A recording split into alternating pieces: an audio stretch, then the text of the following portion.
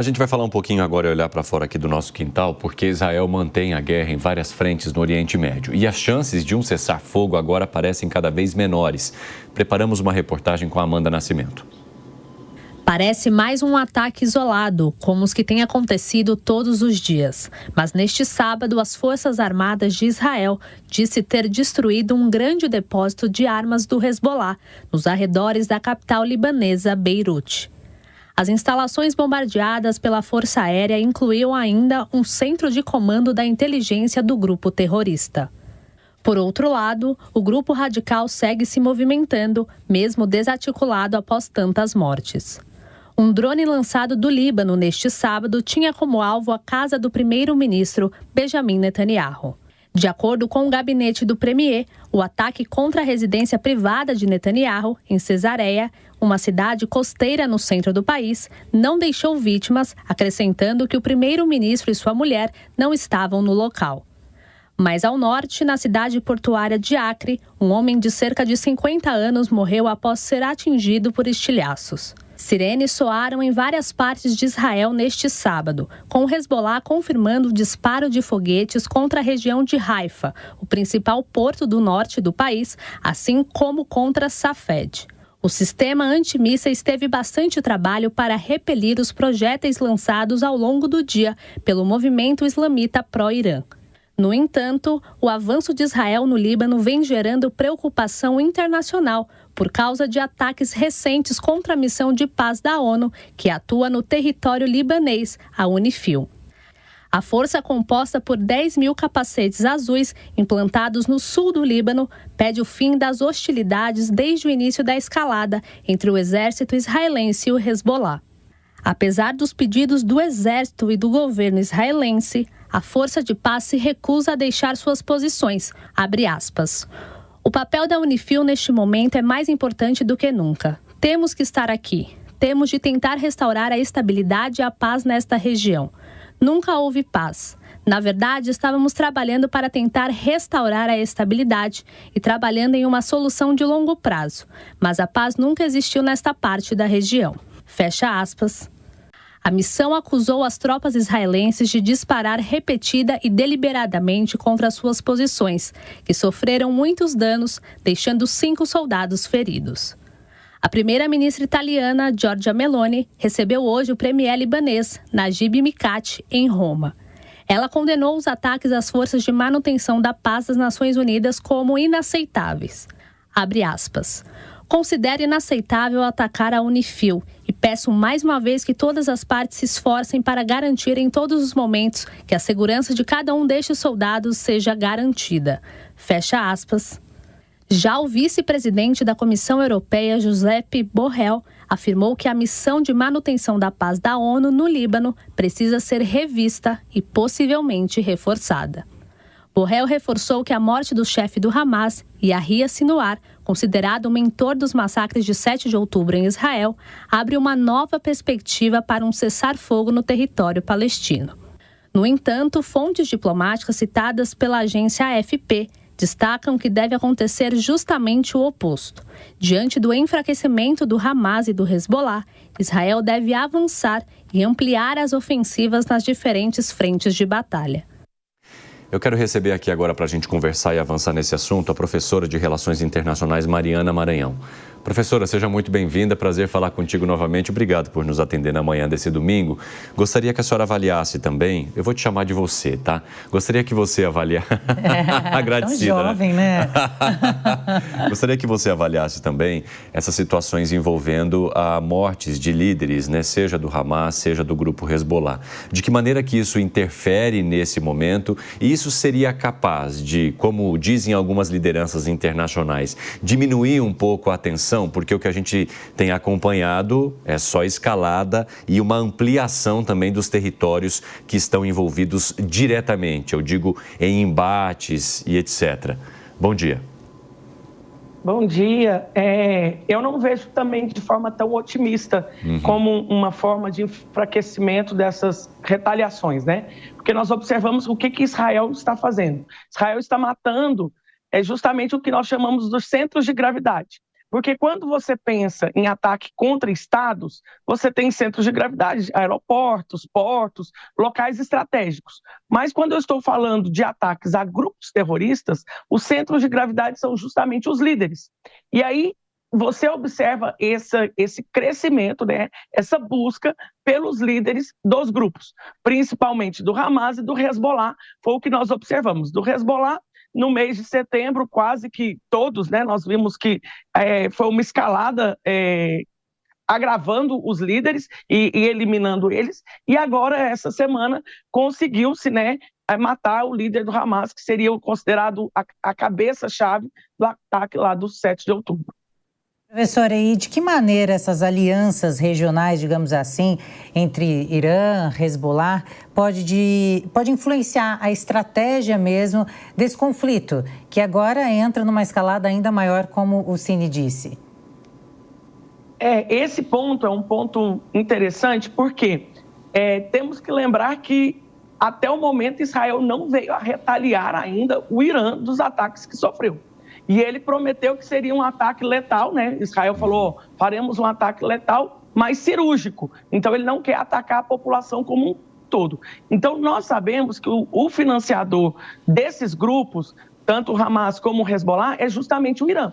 Então, nessa aliança que já existe há muitos anos, o Israel agora ele quer ser bem pontual nessa retaliação ao Irã. E é curioso que o Irã agora, após ter feito os ataques a Israel e não ter sido tão, como se diz, bem sucedido nesses ataques, nós observamos o que aconteceu. Ele está buscando agora as negociações diplomáticas, porque ele está com medo, né? Principalmente porque Israel, nesse momento, ainda não deu uma resposta, e é aquela angústia que a gente observa na diplomacia, que está assim, quando será que vai acontecer, o que vai acontecer? E muitas pessoas estão colocando um outro fator muito importante nisso, que seria a eleição dos Estados Unidos, que provavelmente acredita-se que haverá uma resposta antes da eleição dos Estados Unidos. Então, olha como essas alianças no cenário internacional são importantes, né? E, em cima disso, falando de Estados Unidos, a gente tem que lembrar que essa semana os Estados Unidos atacou o Iêmen, né, os Houthis, que é um outro grupo terrorista também financiado pelo Irã.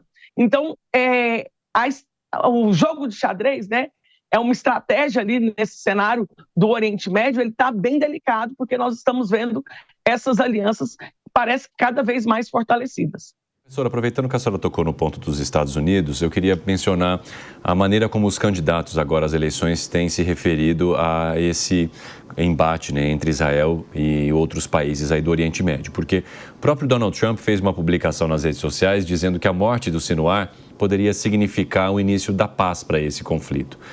E isso parece até assim impensável diante da quantidade de tempo, né, que esse conflito já dura, da maneira como ele está enraizado ali naquela região. Mas como é que a senhora você avalia que essa situação ela deve estar presente nos discursos de ambos os candidatos e de que maneira que eles devem usar isso como estratégia também para o eleitorado americano diante da cobrança sobre a maneira como os Estados Unidos se posicionam, a ajuda financeira e tudo mais da forma como ele está envolvido, aliado a Israel nesse combate? É bem curioso isso, porque eu observo que os dois candidatos vão falar muito sobre paz, por uma tentativa de paz que observar a morte de Sinwar como uma chance de alcançar essa paz. Mas eu acho que antes de falar-se em paz, precisa lembrar-se que ainda tem reféns. Eu acho que neste momento, a morte do Sinwar seria uma possibilidade de Israel conseguir a libertação desses reféns. Mas aí, em contrapartida, nós temos que lembrar que matar o Sinwar significa que acabou-se com o Hamas? Não. Nós sabemos que provavelmente surgirão sucessores, e inclusive o irmão dele está vivo e falam que é um dos potenciais sucessores, e que já houve manifestações de que não haverá libertação dos reféns e negociação de paz pelo próprio Hamas, em virtude de ter morrido o Sinwar. Então, assim, é uma situação muito delicada, mas os candidatos dos Estados Unidos provavelmente vão falar que é um momento potencial para se fazer paz, por quê? Isso é um discurso político muito mais agradável, né, para o eleitorado, do que falar, não, vamos continuar a guerra, vamos financiar a guerra, porque nós sabemos que um grande parceiro de Israel é justamente os Estados Unidos. E que os Estados Unidos deu o aval, né, principalmente nesse momento, quando sofreu o ataque do Irã, de que ajudaria Israel, inclusive, a se proteger diante de um outro ataque do Irã. Vamos chamar o Acácio, então, para esse bate-papo também. Acácio, a sua pergunta? Professora, bom dia. Nós temos falado bastante sobre a questão ou a eventual interferência dos Estados Unidos neste conflito no Oriente Médio. Eu vou olhar um pouquinho para o outro lado, para a Rússia e China. Neste momento, qual é a participação destes dois países? Qual é a interferência destes dois países neste conflito? E caso a interferência deles seja mais contundente em algum momento, se há a possibilidade desta guerra escalar ainda mais?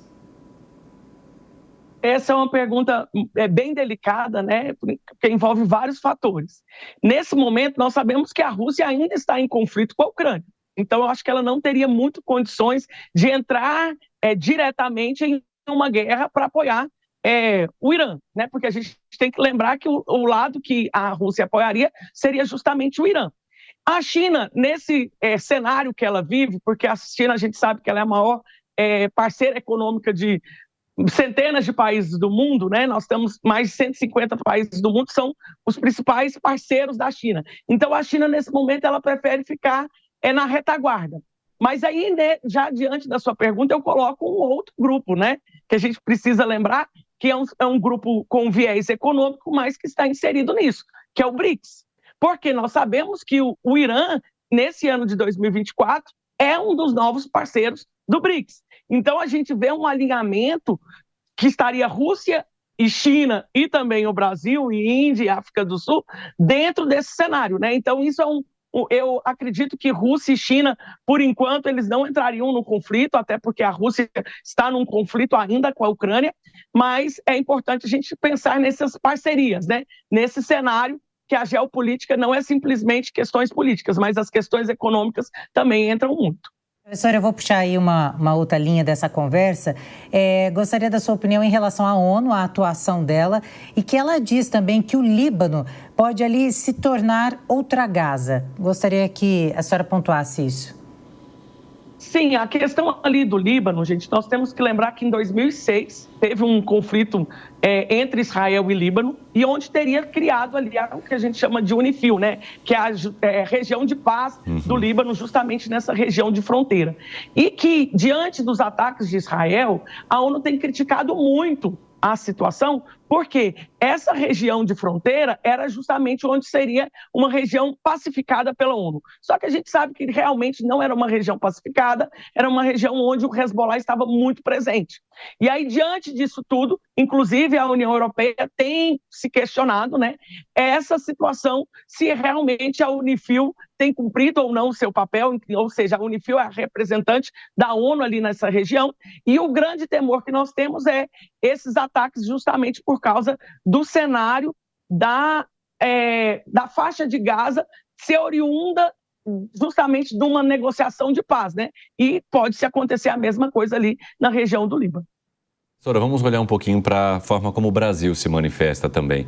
Como a senhora analisa o posicionamento hoje do presidente da República e a maneira como os chanceleres e até o assessor especial Celso Amorim têm orientado o presidente em críticas e posicionamentos mais contundentes a respeito do primeiro-ministro Benjamin Netanyahu?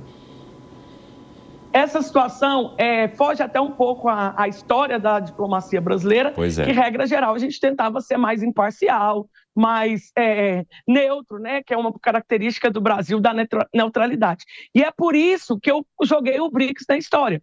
Porque quando eu penso que o Brasil é um dos líderes ali do BRICS, os líderes originários, né, dos países, a gente vê esse alinhamento econômico, mas que não deixa de ser um alinhamento político e ideológico que acontece, que justificaria esse posicionamento atual de críticas do Brasil a Israel, porque eu observo que o parceiro do Irã dentro do BRICS, causa essa necessidade de uma manifestação mais contundente pelo Itamaraty. Mas eu, particularmente, não acho isso muito legal, né? Eu preferiria a história do Itamaraty de uma maior neutralidade ali na região. Cássio, a sua pergunta? Professora, ainda seguindo nessa linha, mas de forma mais objetiva. Nós já temos uma frente de ataque de Israel contra os Houthis, nós já temos há mais de um ano uma frente de ataque de Israel em relação ao Hamas e também uma frente mais recente em relação ao Hezbollah. Já dá para nós classificarmos como um conflito regional ali no Oriente Médio. Mas no seu entendimento, há a possibilidade desta guerra escalar ainda mais no Oriente Médio com a entrada de outros países ou com a entrada de outros grupos contrários a Israel? Ali a região de Israel é bem delicada porque o Israel está cercado de inimigos, né? Que não aceitam e não reconhecem o Estado de Israel. Isso aí é desde a sua criação, né?